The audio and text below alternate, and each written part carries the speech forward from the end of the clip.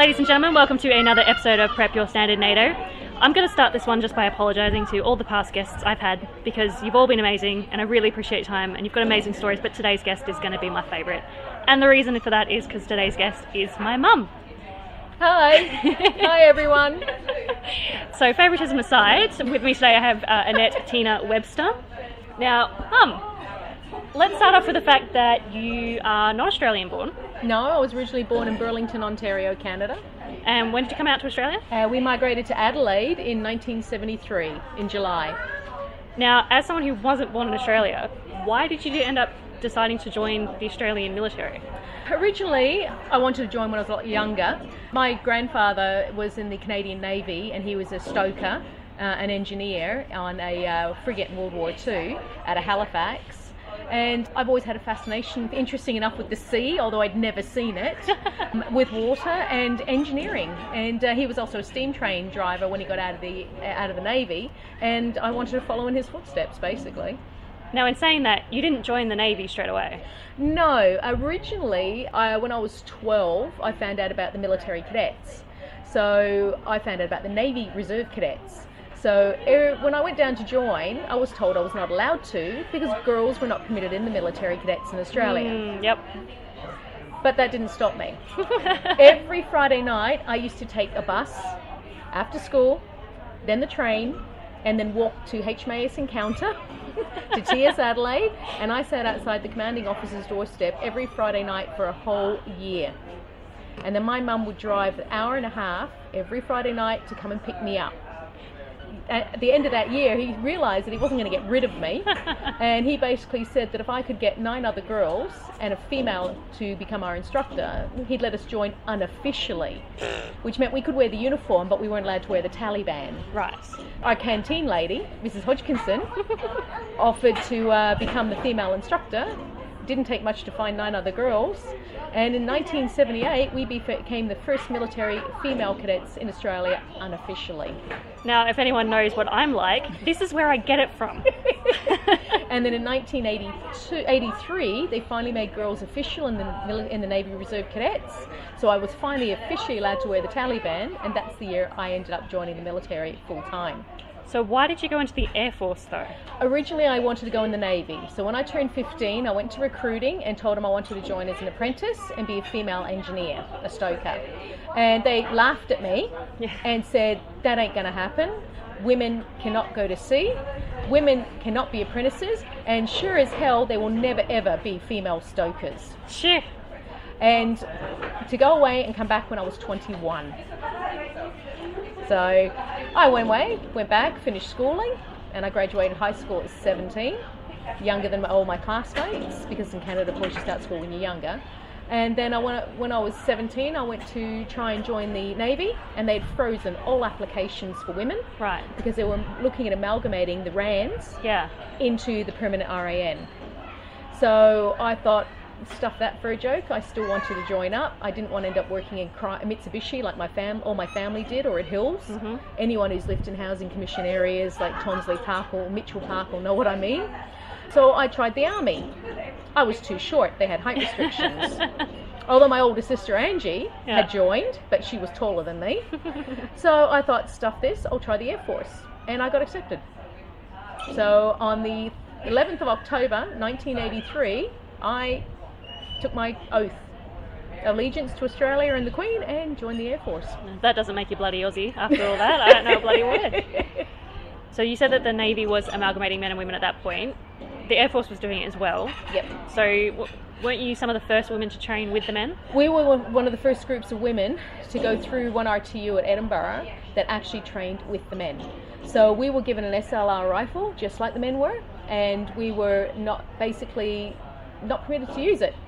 We were told they had to issue it to us because they were trying to do this amalgamation. We had a male corporal, where most of the female squads before that all had female corporals. Mm-hmm. So Corporal Schwartz, I'd say he was probably the most ruthless man I ever came across. Him and the Bryson brothers, Tex Bryson in particular, but as the warrant officer disciplinary, but they were the tell you, he was my foundation man. Yep. He made my career right from the beginning, because he pushed me and pushed me and pushed me. Unfortunately, during that time period, I was classified as being severely underweight, because I was like 44 kilos and all of 4'9". Yep. And I was under the threat of a whole of recruit school being kicked out if I lost weight. So he was determined that was not going to happen. So what he basically did was put fishing weights in the bottom of my jungle green pants, to make sure I was correct weight every week. And that's the only way I managed to get through, because when I left recruit school, I was 42 kilos. Yeah, that's tiny. I mean, I've tried on your wedding dress and I'm tiny and I barely got into that thing. I was a size 1. You were itsy bitsy. Surprised they put a pack on you, seriously. Yeah, and when we did fire our SLRs, the funny part was that when we were laying down, it pushed me down the hill from the recoil. They tried sitting me up and it actually made me fall backwards. So Corporal Schwartz used to sit behind me and push into my back, his back against mine, so I could actually fire the SLR. But don't anyone get this wrong, because she's a bloody badass, and we'll go into that a bit later. So after recruit school, what did you end up doing in the Air Force? We graduated in the December, and went. Of course, we weren't given leave for Christmas. I went straight to Wagga Wagga at Forest Hill. Over the Christmas period, we spent most of the time on guard duty.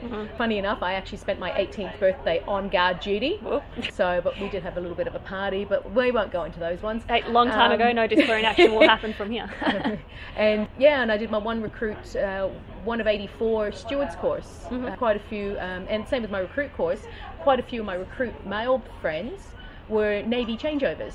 HMAS Melbourne had decommissioned, so a lot of these were birdies that had changed over.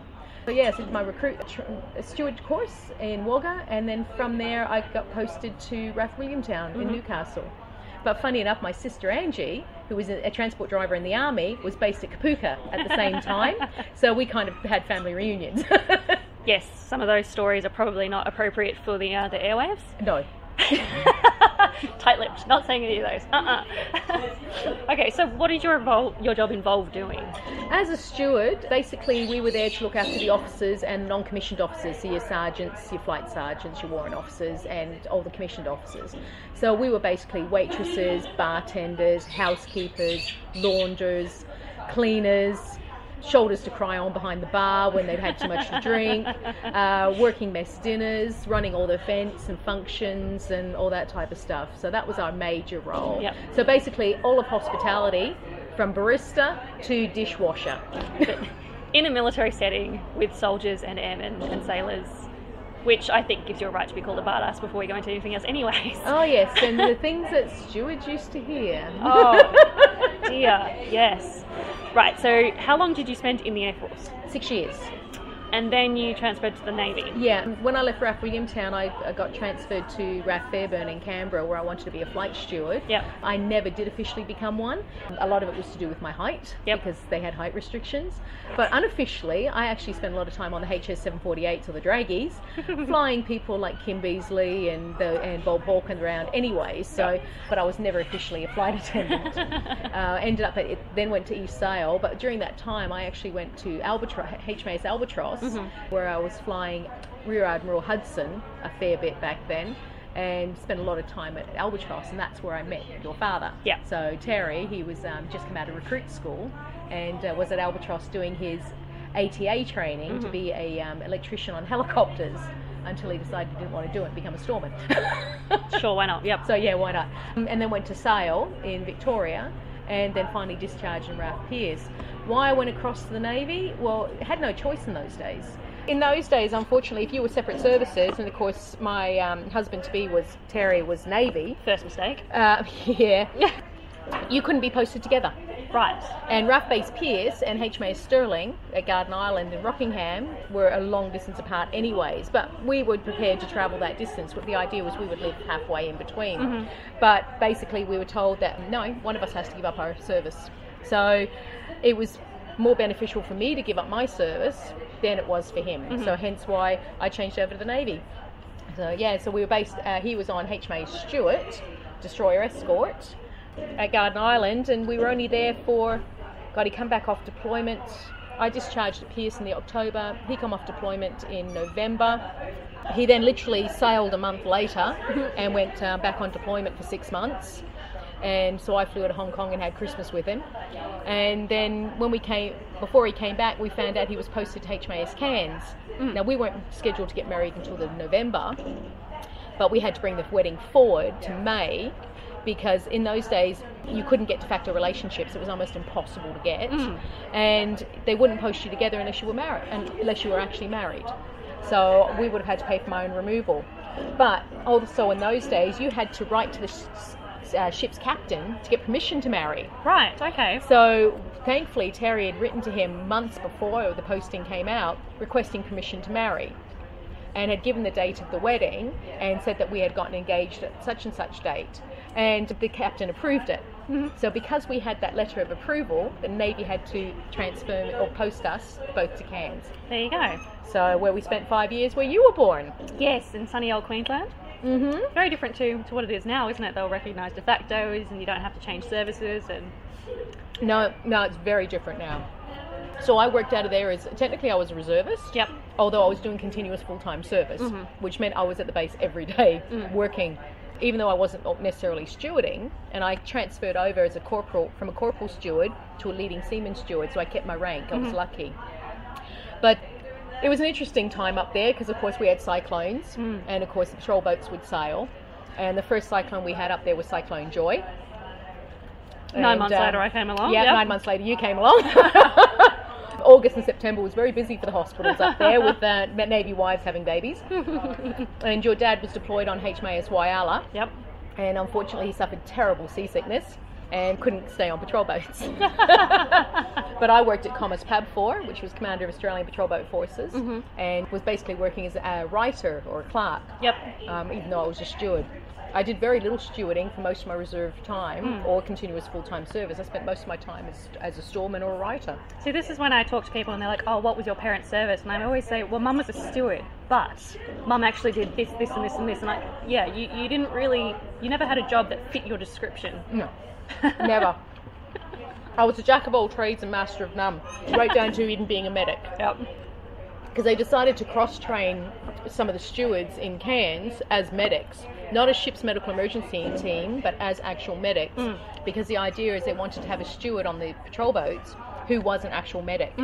And so they cross-trained a heap of us females, and unfortunately I got posted to HMAS Ipswich, and I was actually known as, if I'm allowed to say the word, the bitch of the witch, because I was the highest ranking female on board besides the lieutenant, and they never ended up, the idea was to have an all-female patrol boat.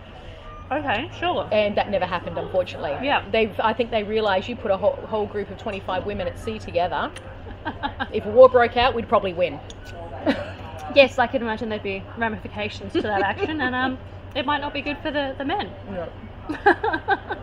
And then in 94, well, end of 93, your dad got posted over here to Stirling, and he was actually posted on HMAS Adelaide. Yep. And but we didn't know. We just knew he was being posted back to the west. Yep. And interesting enough, the Navy actually gave him a choice. They said he was going back to sea, although he'd just been at sea, and they gave us a choice of either East Base or West Base. Yep. Well, we decided we didn't want to bring children, or I didn't know I was pregnant then. We didn't want to bring you up in the western suburbs of Sydney, so we decided to come back to the west, and hence how we ended up back at Stirling. When we took 3 months to get here because we took holidays, so we're travelling around in a big four-wheel drive troop carrier with a trailer, a boxer dog, and travelling through the Queensland outback and around the coast, and we just took our time and had a great tour over. So you got to see places like Longreach actually get rain, and they hadn't had rain in 10 years.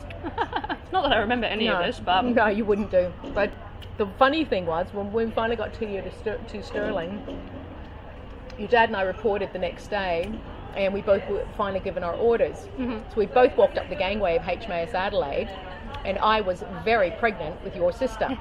And I mean very pregnant. I was a size 22. And the quartermaster turned around, looked at us and said, okay, who are you two? And we said, well, I was leading Seaman Webster, of course your father was able Seaman Webster. We're posting on board. And he looks it up and he says, oh yeah, I'm expecting a leading seaman and able seaman. So we automatically went to your father and said, all right, leading seaman Webster. And I said, no, I'm the cadet, he's the AB. And by the way, we're husband and wife, and I am exceptionally pregnant. And it was a case of, oh no! Officer of the day gets piped, and he comes bolting up, and the XO comes down, and the catering officer comes bolting in, and the chief of stores comes up and says, what's going on? And says, well, husband and wife are both posted to the same ship, and she's very pregnant. Well, I was never escorted off a ship so fast in my life.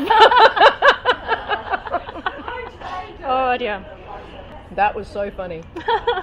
But times were different as well, because back then, before I had Eliam, there was no such thing as gifted and talented programs and stuff like that.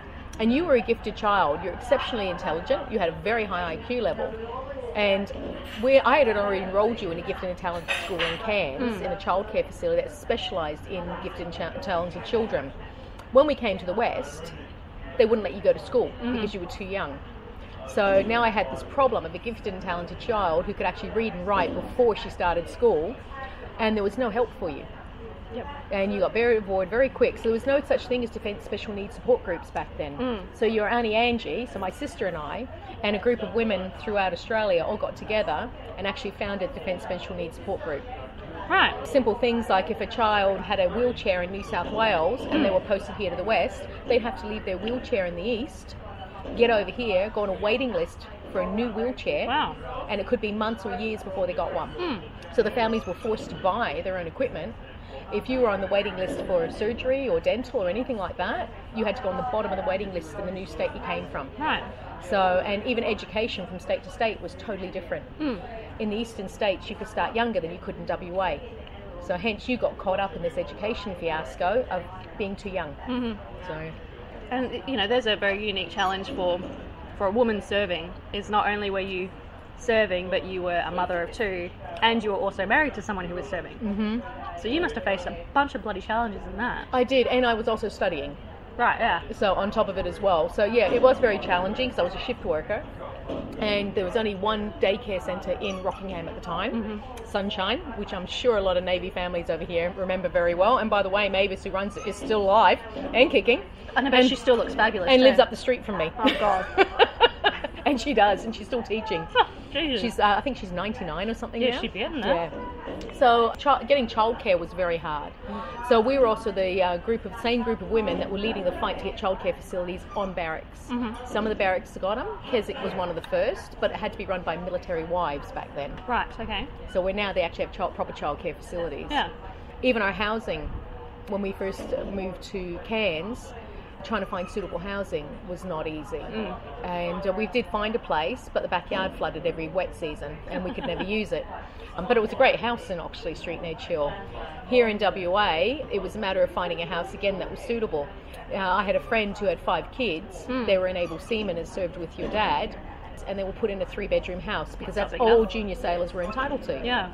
It was still under this assumption that senior sailors had had older children in big families. Junior sailors didn't have kids. Right. So there was always this massive fight as to what we were actually entitled to.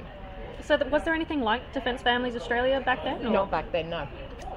So you pioneered women in the cadets, you pioneered women in the Defence Force, you pioneered Defence Families Australia, and, you know... Before it ever existed, yes, and Special Needs Support Group. This is why I am the way I am, people. And we also, I also became president of the Defence Housing Committee here in WA and up in Cairns to fight for better housing conditions. Your Auntie Angie lived in a married quarter in Adelaide where you could actually drop a knife between the floorboards. That's how far apart they were. Well, yeah, that's not good, especially with kids. Yeah. And some of our houses, particularly the junior ranks, were basically, they should have been demolished. They were below health standards, but it was a case of, and in those days when you moved, you had to take your carpet with you, your curtains, everything in the house, your heaters, because none of that was supplied. Right. Where married quarters now all are carpeted and have curtains or at least Venetian blinds up. You had to take everything like that. So every time you moved, you had to readjust your curtains to suit the new house. Yep. So it was also expensive moving because of it. Enough. So, and there was no homes for disabled families as well. So part of being on the DHA committee was to fight for the rights of families with special needs in particular. So housing came out that was suitable for wheelchair kids or spouses, etc. Okay, so a lot happening there. Now, you said you were a reservist in the Navy. I don't remember you being a reservist, you know? I remember you being on base like every day. I was. The Navy Reserves were very different back then to what Army and Air Force did. Yeah. As a reservist, we were there to replace any sailor that was not able to do his job, whether it was because he was in hospital or on deployment, or there was a vacancy in that position. So they would use reservists to fill those positions. Yeah. So hence why and sometimes you got what they call continuous full-time service, where you technically re-enlisted and were paid a full-time wage just like any other sailor was. And that's what I was on most of the time. Yeah, one of the other interesting things during that time period was they didn't accommodate for serving spouses. Yep. Where your spouse was at sea and you were serving on the base. It was a case of you had to basically, they didn't want to know that you had kids. Yep. The attitude back then is if your husband was meant to have had a housewife, he would have been issued one. Oh, Jesus. So, you know, the idea of women at sea and women in the military was still frowned upon by a lot of the serving men. So we were quite often treated like crap. Yeah. I actually had one warrant officer who turned around to, who's actually a warrant officer disciplinary in the Navy, who said that, if your husband was meant to have a wife, he would have been issued one. So I turned around with the store's IDET number of the sewing kit your father was issued when he first joined the Navy, and it was called a housewife. So I was well known for pulling things like that. Yep. So yes, that was an interesting time period. But I finally achieved one of my dreams, besides going into the Navy, was I finally got to sea. That's right, you deployed for what, 6 months? 6 months on HMAS Canberra in 1997. Okay, so what was that like? An interesting period. I actually didn't sail out of Stirling with the ship. I was flown to Singapore to join it. So I missed the crossing the line ceremony and all that stuff initially. They got me on the way back though. And it was very interesting. There was 30 girls and we were all in the one mess and two forward mess. Very confined area. I was put in what they call Sleepy Hollow, which was the darkest of the areas, and I was given a middle rack. Thank goodness, because I couldn't reach the top ones. And the bottom one, well, yeah, the idea of being at the bottom was not interesting. Yeah, fair enough. I unfortunately had the horrific problem of being able to sleep through every alarm there was. So fire alarms would be going off and I'd sleep through them. So I had to be known as what they call a FOD, which was a feet on deck. So somebody actually had to come down and give me a shake or wake me. Yep. And make sure I was out of bed with my feet on the floor or on the deck to make sure I was actually awake. Otherwise I'd just fall back to sleep. Yeah. But it was interesting, confined spaces, small areas, so doing the firefighting and the medical, assisting with medical, because we actually had medics on board. Yep. So even though I was a trained medic, because I was there as a steward, I could only be used as part of the ship's medical emergency team. Yep. Which annoyed me because I couldn't do what I was actually fully trained to do. But the firefighting and stuff like that. We were lucky enough to go to Korea. Yep. We were the first Navy ship to go to Korea since the Korean War, so that was very interesting. Didn't you get to walk into North Korea? Yes, stood on the border with 1 foot on one side, 1 foot in the north side, 1 foot in the south side. Not many people can say that. No, we were actually supposed to go up. The ship was meant to pull into port there, but there was apparently trouble, so we actually went south further to Busan, and I managed to get a bus up there because I was determined to do it. But we also went to Japan. We went to Kobe and Tokyo, and I visited Hiroshima and Nagasaki, and of course Tokyo Disneyland. Yes, I remember that one. Yeah, so you can't view. That's where you got my little ears, ears from, with your name engraved written on the front of them. And the deployment was really interesting. When we finished, we actually came back to Darwin, and we're on exercise there for the kangaroo exercises. And so that was an interesting time period up there. But each port we went to was very different. Unlike a lot of the sailors who just want to go to the pubs and get drunk, I was more interested in the history and the culture and the temples and the churches. So I was always getting in trouble for going off alone, which they keep telling you not to do. But I wasn't interested in the shopping and the pubs. I wanted to go and enjoy the culture and the food. Yeah, definitely the food. Oh. And I've eaten everything from live monkey brains to rats. So, and quite often you don't know you're eating it until you ask them later, and then they tell you and you go, oh, well, it's too late now. Yes, I remember you telling me a story about a goat. Oh, yeah, in Kuantan. I think it was Kuantan. We were getting off the ship and taking a bus into town, the edge of town, and there was this little cafe there. basically the average person probably wouldn't eat in there. But that's the meeting point where everyone would go into the town itself. Yep. And the owners there had this little goat. And it just took a liking to me. So whenever I stopped there to have breakfast, which was every trip into town, he'd come and just put his head on my lap and headbutt my arm to pat him and things like that. We got invited. The owner of the cafe had said to my chief, bosun, that if one of us could eat the nasi goreng to their heat standards, we get breakfast free for the rest of our trip. Sweet. So I was the one nominated to do it because I was the one who you could eat raw chilies off a bush. And boy, did I need a fire extinguisher after while eating that. But I did, and we got free breakfasts. So his son also acted as his sons, I should say. He had 4 sons. They were our rickshaw drivers. Mm-hmm. And so they took us a lot of good places out of the tourist traps areas. And final night, we got invited back for dinner. And I asked where the goat was, because we'd been eating a beautiful meal. I can't tell you exactly what we were eating, because they wouldn't tell us. And then when I asked where the goat was, I got this funny look from the family, and I said, "What's this?" And they went, "Meh." I went, "Goat." And they went, "Yeah, goat." I said, "Is that the one I was..." And they're going, "Yeah. Oh, well." So hence eating the goat.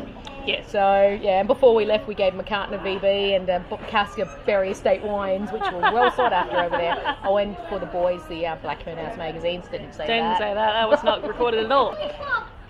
Yeah, so you had the great adventure and you got to deploy. You did the firefighting course. You were part of all that. What else did you do when you were a reserve? I actually was nominated by, interesting enough, I took over what we call the repair bases on the ships where all the emergency gear is kept. And I took over repair base 5 above the main engine room. And I gutted the place, cleaned it. And apparently the green machine was so impressed with what I had done. They're the guys who come over from Canberra and test us for our operational readiness evaluation. Yep. And were so impressed with what I had done and how I'd gone through the OREs before the ship had sailed. When I got back, I found out I'd been nominated to actually go and do my NBCD instructor training. Yep. And I was one of the first female cadets to ever be put on the course. Just breaking down walls everywhere, yeah, I was. And then I found out I had natural immunity to tear gas. How do you have an immunity to tear gas? It just didn't affect me. Right, that's weird. Where everybody else, it brings tears to their eyes and they're crying and they're itching, and me, it didn't affect me at all. Okay, let's hope that I inherited that when I have to go through that training. I hope so. Jeez. So, but it was an interesting time because being a mother away from her children was not easy. Your father had never been left home with you girls, so in a way, listen to this, ladies, I got revenge on a Navy husband. I left him home with his children for 6 months and I went to sea. And all those years of your dad saying how easy a life I had at home raising you girls, he now found was totally different. Yes, we ate a lot of fast food and yes, it was an interesting time. We were quite young. God, I think Elle was 3.5. She might have been, yeah. I would have been about 6.5 then. So yeah, so it was a very interesting time period, leaving both you girls behind. Not easy to do. I think about all those parents who go to sea, particularly those who are deployed in Afghanistan and places like that, thinking of their families at home. You know, I didn't go to a war zone, thank goodness, but still, it's not easy to leave them behind. No. And then you had to do the turnaround again where Dad decided to join the subs and you became a submariner's wife. Yep, and of course back in those days we had only snail mail. Yes. We didn't have the luxury of internet like the surface ship, the skimmers did. Mm-hmm. And if we wanted to send a message to the ship, we had to do it by signal, and it was specifically coded numbers that meant certain words for the weekly message we were allowed to send. Yep. So we used to sit down, us 3 girls, to try and work out what message we were going to send him. But the other thing was not sending information to him. Trying not to let him know when you girls got sick or something went wrong or something happened. He never knew half of what happened until he got home. Yep. Because, of course, you don't want to worry them. Unlike the opposite way around, your father told me everything when I was away, and it made me worry more because I was ready to kill him. I mean, that's fair enough point too, eh? Exactly. So, how did you deal with my sister and I when Dad was away? Well, we had a routine. Before your dad used to sail, Your dad would pull out a particular bag, and believe me, the dog knew the bag, both of them, Cohen and Laney, and they knew your dad was going away. And I think it was Laney who used to lay in the bag so he couldn't try and pack it. 35-kilo boxer is not easy to move. We would get you girls to pick out his photos that he would put on his rack, his quilt cover, and it was usually Sonic the Hedgehog. Awesome game. And I had strawberry shortcake. And then we'd go on board. When it was on the ship, we'd go on the ship. And we'd go on the submarine, we'd go down to the mess, and girls would put his photos up above his rack. You'd help him make his bed. You'd help him pack his clothes into his locker, because that was usually under our beds. And then the first time it was with you, when he was on, I think it was on the Adelaide, and you said that Dad couldn't go to sea because you didn't know if Mummy wasn't able to cook for him. So he organised for us to have something to eat. Yep. And that's when you said, well, yeah, now Daddy can go to sea. With Eliane, it was mainly the subs that she was dealing with, because she was born when he was on the Adelaide. So she was a bit older to understand the subs. And when we went to go on board for him to deploy, she wouldn't go down the hatch. Yep. She kept screaming that you can't go down there, Daddy, you'll drown. Yep. Until Beastie come up and grabbed her and took her below. Scared the crap out of her too. It did. And then when her feet hit the deck, she realised she could breathe and go, oh, Daddy, you can come down now. Being a skimmer's wife, it was easier because you had a lot more contact even though a lot of it was snail mail back then, the internet was just coming in for the sailors to use, emails, etc. On the submarine, we didn't have that luxury, as I said. So we would never, and of course often we never knew where they were deploying to. So he could be gone for weeks on end. The longest he ever did undersea was 45 days to Hawaii. Yep. So for 45 days we had no idea where your father was. And they were the hard times. But we used to go and watch him, as I said, took the stuff on the ship. You girls would see that. And then that was always the night before. And then we'd go down in the morning and watch him sail. Yep. You girls would be in tears, but like most of the wives, we'd be standing there stone-faced, big smiles on our faces, trying not to cry. We're trying to be strong so you kids couldn't see that we were upset as well. Then we'd go home, you girls would go to bed, and I'd probably eat a litre of ice cream and cry my eyes out with a bottle of wine. Which is terrible because you're lactose intolerant. And they didn't have lactose-free ice cream back then. But yeah, it was usually Rocky Road. Yep. Yep. Yes, I remember you were first in line when Baskin Robbins first opened in Rockingham. I was sitting at the door waiting for it to open. Yes, you were. Yeah. Being Canadian, Baskin and Robbins, yes. And the first few weeks, Eliane would probably play up more than you did. Yep. And it was not easy. But thankfully, usually after the first 3 or 4 weeks, you'd start to settle down, and we'd get back into our routine. And the routine would be great. Right up until your father came home. Yeah, then it goes topsy-turvy. And then it went topsy-turvy. But I never told you girls when your dad was coming home. No, you never did. Because the reason behind that was because so there had been a few times where the ship couldn't come in. Mm-hmm. When your dad was on patrol boats, not his, but another patrol boat was left out off the coast for 10 days because one of the sailors got chicken pox, which he contracted from an illegal fishing boat. Right. So they didn't want to bring it back into town and affect anyone because that particular strain of chicken pox may have been different to what our country had. Yeah, so they were quarantined. And anything could go wrong, which would stop them coming back in. Yeah. So I would leave it right up to the day, and then get you girls ready for school or daycare or whatever it was. And then instead of heading there, we'd head over to the island, and that's when you didn't originally realise he was coming home. But as you got older, that's when Dad must be coming home. We're going over the island. Yeah. And then we'd be on the wharf waiting for him. The biggest problem was daycare. Mm-hmm. Very, very little of it available.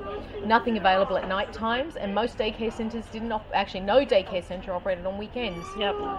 So a couple of times when my babysitter got sick, I actually snuck you girls in to work with me. I do remember being on the base, or you were working quite a bit, and I remember I think you were working at one of the messes for a while there. Officers' mess. And I used to run across the road to the obstacle course and just run that for hours. Yeah, I was working out of the wardroom then at Stirling, yeah. And you girls would just go back into the back kitchen for lunch or dinner, etc. And the chefs didn't mind, none of the other staff minded, but I did get caught and got in trouble. But as I said, what am I supposed to do? And they said, well, basically, you've got to make arrangements for it. That's not the Navy's problem. So what can you do if you're babysitter goes sick the day that they're supposed to take the children. You know, originally we lived in villages where everybody in the street was in the same service. So you could call, your neighbour would babysit, etc. But then the military got rid of those villages and started separating us into areas around town, which meant we no longer had that camaraderie or that village atmosphere where we could rely on each other like we used to. And that made it more difficult because they got rid of that that closeness. The only place really that still has that is the SAS barracks. Yeah, that's true. So, and that's for security reasons more than anything. So yeah, so childcare was always a major issue. Your sister was quite often sick. She had kidney problems when she was born, and then she contracted meningococcal meningitis, septicemia, when she was 2.5. Yeah. And nearly went deaf, completely deaf, but thankfully that came back. You had measles and chickenpox? No, just the measles. Just the measles. Yep. So so we put up with things like that. And of course, when you kids were sick, there was no family around to help. So you had to take time off work. And then of course, being as you were in the services, it was a case of, well, you're supposed to be here, you can't take leave. Yep. But my kids are sick, what am I supposed to do? Yep. So it's either you turned up for work and left your kids at home, or you brought them with you. Yep. So when I was doing administration, it wasn't so bad, but when I went back into the messes, it was more difficult. Yeah, I remember sleeping under the desk a few times. Yeah. Staring at the Zulu clock. Yeah, it was easier when I was at submarine training facility because I was behind a desk, could take you in with me. Yeah. And you'd sit there and watch the submariners in this set of tower and the dive tank going up. Yeah, that always freaks me out. Did not like that dive tank at all. And thankfully, your best friend's dad worked there. Yeah. So that helped because he was my chief. Special treatment. Yeah. So things like that were always a big issue. Yeah. It was still looked on the fact that being a woman, I should be at home with my kids. Yeah. So and obviously you've heard her history, that just ain't gonna happen. It's not the way you're gonna be. No. So when did you actually get out? I stopped doing reserve work in 2005. Because in 2006 I got offered a position in Dubai as a because I'd already been training to be a paramedic. You girls had already joined St. John's cadets by then. Yep. And so we were doing a lot of St. John's stuff. And I saw this position and I asked to talk to you girls and your dad, and the words were, "Go for it, Mum. If you don't do it, you'll regret it in the future." Yep. So I applied for it and got it, and I moved to Dubai for 6 months. Yep. And left your father home with you two girls again. Oh, we were teenagers too. Yeah. I think we were you were in grade 7? No. Elle was in grade. It was the year your dad was retiring from the Navy. Oh yeah, we both hit puberty in that 6 months. Yep, that you did. Poor dad. And unfortunately, your dad was going through a very bad time on the submarines. Yep. He was losing his hearing, and the Navy kept telling him after his hearing test there was nothing wrong. Yep. And they tried to medically discharge him at 19 years and 6 months, and we had to fight to keep him in the last 6 months. Yep. And it was just before that your father changed. Yeah, he did, big time. The PTSD was setting in, depression. Unfortunately, he started drinking and a few other things. Yeah. So, but I enjoyed Dubai. That was interesting, being a female paramedic in a Muslim male-dominated country. Yes, yeah, we had to get a license to drink. Yep. Yeah, it was called an alcoholics license. But when I got over there, it turned out that the senior paramedic, I didn't realise until he was brought into the office, he and I served together in the Navy. Of course. Nathan Puckeridge, known as Plucker. He was a medic in the Navy. And yes, when we got there and realised we knew each other, it was a case of, hey, this is cool. So it was great. I enjoyed my 6 months there. That was a hard time because your dad was not too good. I think that was Eliane's last year in primary school too. She hit puberty a lot earlier than I did. Yeah, because the following year we took the family holiday to Singapore and Hong Kong. Yes, yep. Yep. So you were in year 12. Yep. Because we took it in June, July, because it was school holidays. That's right. Because we didn't want to go around we tried to do it around your exams. Yeah, she hit puberty early, I hit it late, and it just happened to be in that 6 months you were gone. Which means I got a lot of time off school because Dad did not know how to handle a hormonal and crying teenage girl. No. But prior to that, when you were in grade 7, I had the problems with your dad at sea, and your dad had been sick, and he'd gone back to the base, and he'd gone to see the civilian Navy doctor, and they told him he had gastro. And gastro is not just abdominal pain. There's, it's usually coming out one end at least.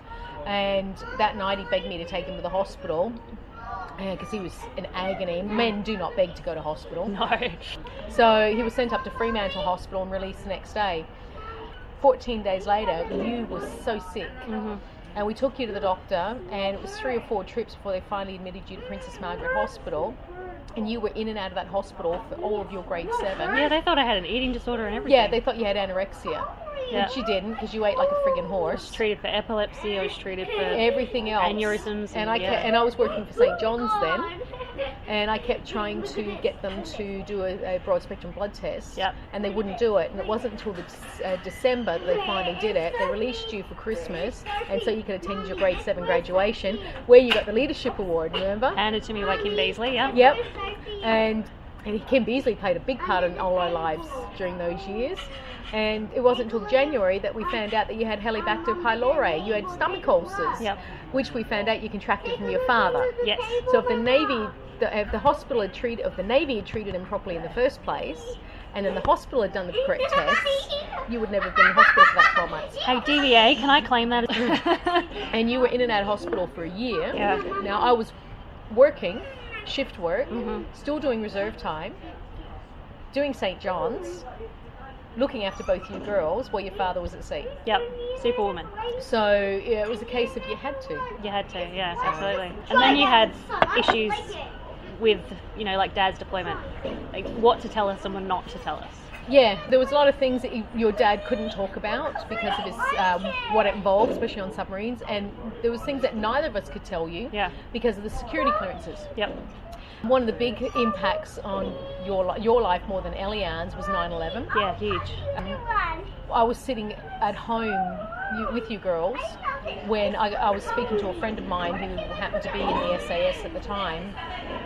And I've got the television on, and the next thing I know, I'm watching it and I'm saying, hey, of course I can't say this guy's details because he's still serving. Hey, quick, put the telly on, there's a Tom Clancy movie on. I said, a plane's just hit the Twin Towers. And then all I heard through the phone was, who are you talking to? And of course my friend said who it was. He said, get off the phone, we're doing the recall. And I went, what? He says, and then whoever it was he was talking to said, that's not a movie, that is real. And that's when we realised that there was the hijackings and the 2 planes hit the Twin Towers was actually real. And then of course not shortly after the Pentagon was hit. Yep. I basically grabbed you girls, rang daycare, dropped you off at daycare to thankfully Mavis was brilliant. Packed my bags and I was over on the island, and I was on a plane on a plane to Canberra that afternoon. Your dad was on the submarine Waller back then, and they surfaced off the coast, and I remember your dad ringing and asked me what had happened, and he gave me certain information, of course, which we couldn't tell at the time. Yep. I talked back to him, told him a few things, and then he basically said to me, life as we know it has changed. He says, we're at war. He said, can you put a Shayla on? So that's when I gave you the phone, and that's when he gave you that message about looking after your little sister. Yeah. Which is a lot to put on a child. I remember it pretty much word for word. It was something like, sweetie, the world as we know it has changed. Your mum and I need to go off. I don't know where we're going. You need to be strong. You need to look after your sister and remember that I love you. And I must have been, 9? Yeah, 9, 10. It's a lot to put on a kid. Because it was just after your birthday. Yeah. So that was a lot to put on you. Your Omar flew over from Adelaide, and your Auntie Angie had just moved here, but they weren't in a married quarter yet. Yep. So your Omar come over, and so Mavis actually had you girls for 2 days before your Omar arrived.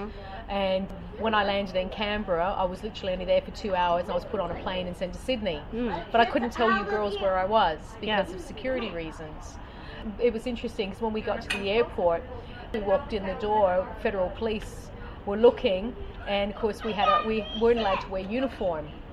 So as we walked in the door, we had to flash our IDs, and the federal coppers escorted us, and I had 4 federal coppers armed escort me through the airport to a separate area, the Qantas Lounge, where I was then put on a flight to Canberra, and we were put up in business class. and the whole of business class was blacked out, and the rest of the plane was empty and blacked out. So we were the only people in the flight besides the flight crew.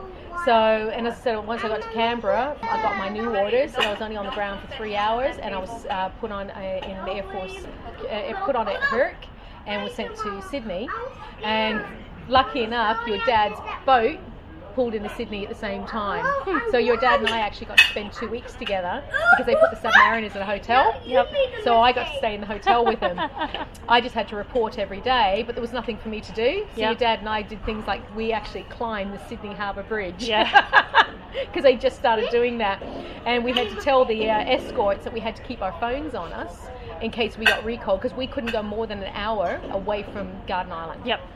And we were there for 2 weeks, and then of course I remember during that time waking up in the morning, flicking on the television and saying to your dad, oh my God, they've just invaded Iraq. The Americans have gone in and they were bombing Iraq, different parts of Iraq. And that's when we both bolted back down to Cuttable, and your dad was waiting to sail. And I was waiting to, and then next thing we know, it was a case of, no, we're not sending you guys, we're sending our army. Okay. Great. And I came back west. So, but that was a horrific time. Yeah, it was, And unbeknownst to us, we actually had a cousin who worked in the Twin Towers. Did not know that.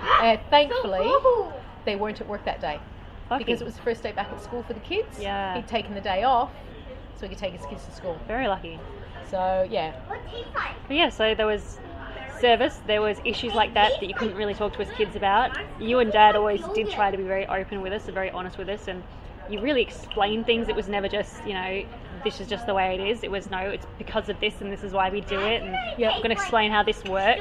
And I suppose that led me down the path that I've headed down. But then there was things like that you just couldn't talk to us about at all. No, and some of those things we still cannot talk about. Yes, some of that's still classified. It's like your dad being in that place we're not allowed to talk about. We're not allowed to talk about. That gave me insomnia because it was heavily televised, but we weren't allowed to talk about it. Yep. And I think that was the hardest thing for you girls, was because everything was so highly televised. The Vietnam War was televised when I was a child. The Falklands War was televised. But I would never ever believed one day that my girls would be sitting there watching television and their father would be in those areas. Officially, they were never there.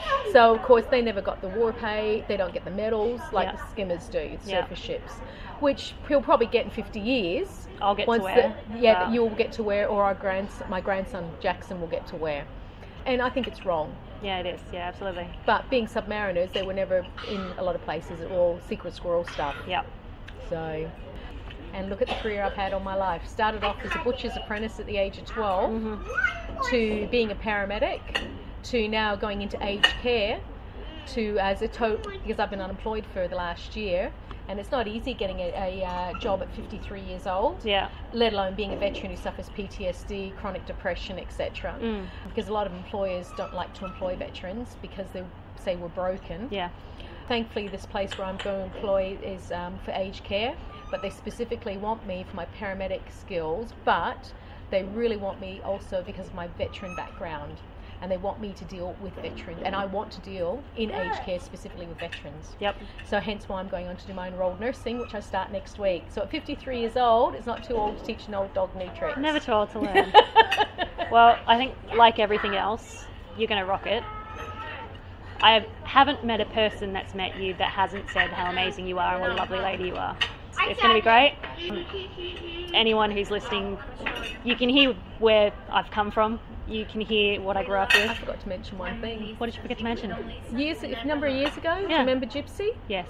I got so bad, because I'm not, Shayla's dad and I divorced officially January last year. Been separated for a long time. 5 years. We're still good friends, mind you. We still get along and we still keep contact, and I actually house sit for him occasionally. Not long after we separated, I went downhill badly. Yeah, you did. And I got to the point where I didn't even want to leave the house. And I heard of a group called Whiskey's Wish. I'd already applied to another group for a service dog.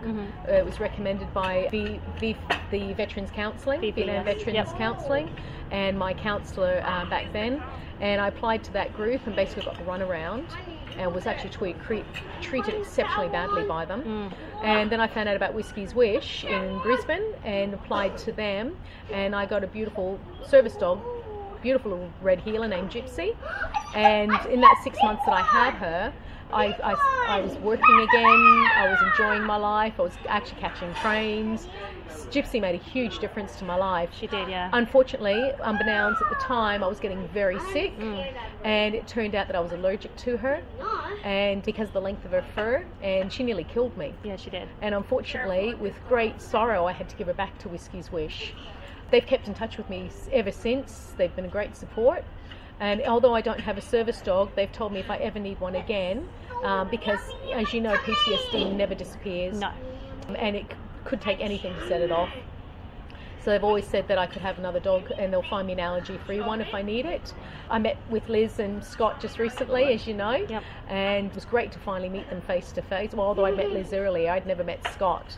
I think if anyone wants to help anyone, I think Whiskey's Wish really could use the help. And if you are looking to help, head back to one of our old episodes. I did interview Liz, and she did tell you how you can help out in that, so go back, have a listen and find out. And the other group is Working Spirit. Yes. Karen Hinder from Working Spirit. I got involved with them. Interesting, up on Anzac Day last year was the first time I'd marched in years.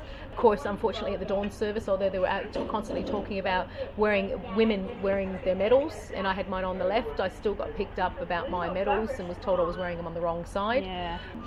But I marched in my first Anzac Day in many years in the main march with this group of, what were they, post 1990 service. It took everything I had not to scream and go, yes, Mum, go, Mum, when you walk past, because I was trying to film and I was working, and yeah, it was very difficult not to cheer you on. And it was there that I met Karen. Yep. And she told me about Working Spirit, so I've gone to a few of their breakfasts and their seminars. And when I was just doing my retraining, which Centrelink or the network agency put me through to do my Certificate 3 in individual support, which is crazy when I'm a paramedic. Yeah. Karen was in touch with Southern Cross Care and got me my working placement at Southern Cross Care at Bird England Lodge in Rockingham. And they are the group that offered me my casual position and are encouraging me to do my enrolled nursing. And so I actually start there casually with them next week. So, you know, through Working Spirit, I've now got a job. Yeah. And where outside employment agencies couldn't understand, being a veteran, that I needed a different way of doing things, where Karen's group, Working Spirit, were able to do that. So between Working Spirit and Whiskey's Wish, my life changed again. See what ESOs can do when you just reach out and ask for it, guys. Oh yeah, very much so. This is my mum. This is where I come from. This is my history. You can see the way I am because I had such an amazing role model growing up. And I think that's a perfect first episode for this month of Women's History Month. So thank you so much for your time, Mum. And thank you for having me, kiddo.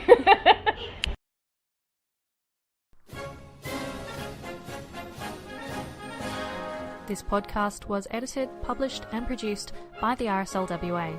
Head to www.rslwa.org.au for other content. Make sure to subscribe to this podcast and follow us on Instagram, Twitter and Facebook.